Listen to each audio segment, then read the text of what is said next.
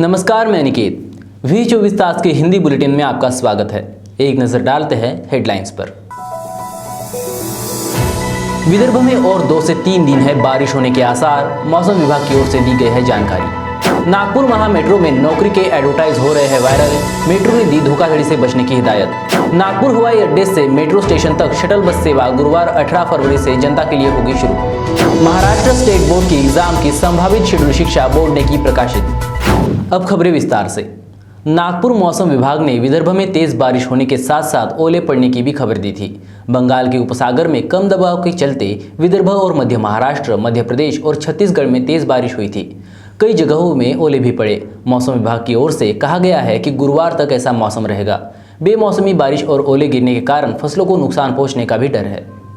पिछले कुछ दिनों से नागपुर मेट्रो में भर्ती के विज्ञापन सोशल मीडिया पर वायरल हो रहे हैं। यह भी दावा किया जाता है कि इस विज्ञापन के माध्यम से ही विभिन्न पदों के लिए भर्ती की जा रही है, लेकिन महामेट्रो नागपुर द्वारा ऐसा कोई विज्ञापन प्रकाशित नहीं किया गया है। लेकिन यह विज्ञापन सोशल मीडिया पर वायरल हो गया है। महामेट्रो ने सभी आम नागरिकों से अपील की है कि वे इस प्रकार की धोखाधड़ी के खिलाफ सतर्क रहे। महामेट्रो ने भर्ती के लिए थर्ड पार्टी का उपयोग न करते हुए सरकारी नियम से ही भर्ती होगी, ऐसा भी स्पष्ट किया। महामेट्रो लगातार इस संबंध में सबक साबित कर नागरिकों में जागरूकता लाने का प्रयास कर रही है। मेट्रो ने इस संबंध में एक खबर भी दी है। मेट्रो द्वारा भर्ती के समय संबंधित सभी जानकारी महामेट्रो की वेबसाइट www.mahametro.org और प्रतिष्ठित वर्तमान पत्रों में प्रकाशित की जाती है। इसलिए यदि भर्ती के बारे में कोई भी जानकारी प्राप्त होती है तो इसे महामेट्रो वेबसाइट या मेट्रो भवन कार्यालय की आधिकारिक वेबसाइट और टोल फ्री नंबर 180027000557 से पूरी तरह सत्यापित किया जाना चाहिए। इससे पहले भी नागपुर में धोखाधड़ी का मामला दर्ज किया गया है और मामले में पुलिस शिकायत दर्ज की गई है। महामेट्रो ने किसी तीसरे पक्ष को नौकरी देने का कोई अधिकार नहीं दिया है और यदि कोई भी ऐसा दावा कर रहा है तो सभी को ये सुनिश्चित करना चाहिए कि ये गलत है। इन सभी मामलों को गंभीरता से लेते हुए महामेट्रो सभी आम नागरिकों, खासकर युवाओं से अपील कर रही है कि वे इस तरह की भ्रांतियों या अफवाहों के शिकार न हो। नागपुर मेट्रो रेल की ऑरेंज और एक्वा लाइन पर हर 15 मिनट में एक मेट्रो उपलब्ध है। इस सेवा में एक कदम जाकर आगे बढ़ाया गया है। नागपुर हवाई अड्डे मेट्रो स्टेशन से हवाई अड्डे तक शटल बस सेवा गुरुवार 18 फरवरी से शुरू करने की तैयारी में है। यह शटल बस सेवा एयरपोर्ट मेट्रो स्टेशन से बाबा साहब इंटरनेशनल एयरपोर्ट स्टेशन तक शुरू होगी। इसके अलावा महामेट्रो और भारत पैसिफिक ट्रैवल्स का एक संयुक्त उद्यम खापरी मेट्रो स्टेशन से मिहान क्षेत्र तक आने के लिए मेट्रो रेल फीडर सेवा प्रदान कर रहा है। ये फीडर सेवा 18 फरवरी 2021 से नागरिकों के लिए भी होगी। महामेट्रो ने भारत प्रशांत यात्रा कंपनी के साथ एक समझौता ज्ञापन किया है, जिसमें अधिक से अधिक नागरिकों को मेट्रो रेल परियोजना से जोड़ने का उसने इरादा रखा है। खापरी मेट्रो स्टेशन से लेकर एम्स तक कॉनकोर, HCL, TCS, मिहान, यहाँ की W इमारत, ल्यूपिन, हेक्सावेयर आदि कंपनियों के परिसर तक फीडर सर्विस सेवा उपलब्ध रहेगी।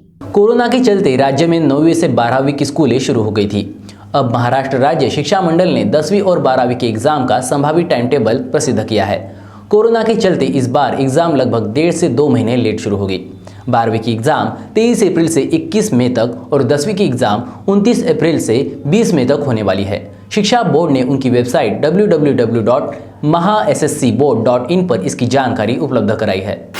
नागपुर रेलवे RPF पुलिस ने पार्सल डिपार्टमेंट में नाशवंत सामान की जांच में कछुओं की तस्करी को पकड़ा है। पार्सल पैकेट में 2 प्लास्टिक की थैलियां संदिग्ध रूप से पाई गई थी, जिसे चेक करने पर उसमें कछुए पाए गए। हालांकि उस पार्सल को घरेलू पालतू मछलियों के नाम से बुक किया गया था। RPF ने कछुओं को वन विभाग को सौंप दिया गया है और झूठी रिसिप्ट बनाने के लिए चंद्रपुर के यशवंत लियरलावाल के खिलाफ मामला दर्ज किया गया है। कोविड महामारी के दौर में लोगों को आर्थिक तंगी से गुजरना पड़ रहा है। कई लोगों की नौकरियां छीन ली गई है, जबकि कारोबारियों का धंधा ठप पड़ा हुआ है। आर्थिक तंगी के कारण लोगों का जीना मुश्किल हो गया है। महंगाई के इस दौर में अब रसोई गैस सिलेंडर महंगा होने से गृहिणियों का बजट भी डामाडोल हो गया है। नए साल का आगमन होते ही आम लोगों ने अब कोविड-19 व पेट्रोल डीजल सस्ता होने के साथ ही महंगाई कम होने की आस लगाए हुए थे, लेकिन इससे बिल्कुल उल्टा हुआ है। जहां एक और पेट्रोल डीजल के रेट 8 फरवरी के बाद से आसमान छू रहे हैं। वहीं रसोई गैस 2021 में 1 जनवरी व 15 जनवरी को क्रमशः 50-50 रुपये से बढ़ा था। 4 फरवरी को फिर से गैस के दाम 25 रुपये बढ़ने से अब रसोई गैस 771 रुपये हो गया है और इससे गृहिणियों की चिंता बढ़ गई है।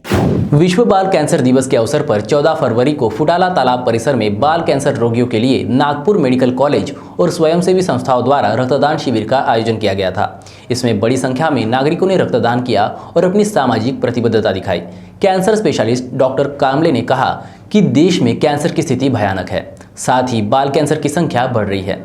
ऐसे रोगियों को रक्त की आवश्यकता होती है। बाल कैंसर रोगियों के लिए रक्तदान शिविर पिछले कई वर्षों से फुटाला तालाब के आसपास आयोजित किया जा रहा है। इस समय मेडिकल कॉलेज के छात्र रक्तदान पर नुक्कड़ नाटक पेश कर लोगों से रक्तदान करने की अपील करते हुए दिखे। इसी साल रामबाग के समता सैनिक दल के छोटे सैनिकों ने भी लोगों को रक्तदान करने की अपील की और इसी साल 150 से अधिक लोगों ने रक्तदान किया। शिविर में सफलता के लिए प्रवीण कामले, प्रशांत ढाकने, धर्माड़े, नागेश बड़गे, शिल्पा कामड़े, प्रत्युंग कामड़े, प्रणय वाड़के इन्होंने भी परिश्रम लिए।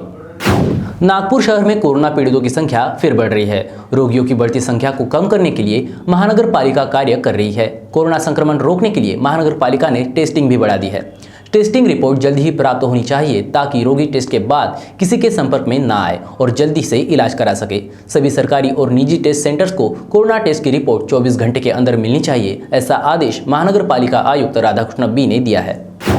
राज्य के उच्च और तंत्र शिक्षण विभाग ने 15 फरवरी से कोरोना के दिशा निर्देश का पालन करते हुए सभी कॉलेजेस शुरू करने का फैसला लिया था। नागपुर यूनिवर्सिटी ने भी 15 तारीख से कॉलेजेस शुरू करने का आदेश निकाला था। सोमवार को कॉलेज शुरू तो हुए पर विद्यार्थियों के पालकों से अनुमति नहीं मांगी गई। कॉलेज शुरू होने पर भी उपस्थिति बहुत कम थी। यूनिवर्सिटी ने कॉलेज शुरू करने के पहले मनपा के आयुक्त की परमिशन लेना आवश्यक था, पर ना ही यूनिवर्सिटी ने महानगर पालिका को ना तो इसकी जानकारी दी और ना ही परमिशन ली। इससे आयुक्त राधाकृष्ण बी ने नाराजगी जताई है। विश्वविद्यालय की ओर से 9 फरवरी को एक बैठक बुलाई गई थी, जिस बैठक में 15 फरवरी को कॉलेज शुरू करने का निर्धारित किया गया था। इस संबंध में अधिकृत परिपत्रक जारी कर 50% विद्यार्थियों की उपस्थिति को ध्यान में रखते हुए 15 फरवरी से कॉलेज शुरू करने के निर्देश दिए गए थे। इस निर्णय में कोरोना महामारी के चलते जिला, शहर व महानगर पालिकाओं में स्वास्थ्य संबंध में अतिरिक्त सुविधाओं को देखते हुए महाविद्यालय शुरू करने के निर्देश दिए गए, लेकिन नागपुर विश्वविद्यालय ने इस प्रकार की कोई भी अनुमति न लेते हुए कॉलेज शुरू कर देने से मनपा आयुक्त राधाकृष्णन बी ने नाराजगी जताई है। 20 जनवरी को अधिष्ठाता डॉक्टर सजल मिश्रा छुट्टी पर गए थे और उनके बाद अधिष्ठाता डॉक्टर आरपी सिंह को उनका पदभार सौंपा गया था, लेकिन 25 दिन होने के बाद भी उन्हें आर्थिक अधिकार नहीं दिए गए। इसके बाद प्रभारी अधिष्ठाता डॉक्टर सिंह इन्हें हाल ही में वैद्यकीय संचालन सीसीटी के अधिकार से दिए जाने की जानकारी सामने आई है। ऐसी स्थिति में 25 दिन होने के बाद भी मेडिकल के कामकाज ठप पड़े हुए थे। पदभार सौंपने के बाद रुके हुए काम पर धीरे धीरे पूरे होंगे, ऐसा कहा गया था। जानकारी के अनुसार प्रशासन में होने वाली राजनीति की वजह से डॉक्टर सिंह को पदभार नहीं सौंपा गया था। संबंधित प्रशासन की जालसाजी और राजनीति का पर्दाफाश होते ही डॉक्टर सिंह को आर्थिक अधिकार दिए गए। खबरों में फिलहाल इतना ही। आप हमारे V24 तास के सोशल मीडिया प्लेटफॉर्म जैसे फेसबुक, ट्विटर, इंस्टाग्राम पर भी विजिट कर सकते हैं और ताज़ा अपडेट्स ले सकते हैं। फिलहाल दीजिए इजाज़त और लगातार अपडेट जानने के लिए बने रहिए हमारे साथ। देखते रहिए V24 तास। नमस्कार।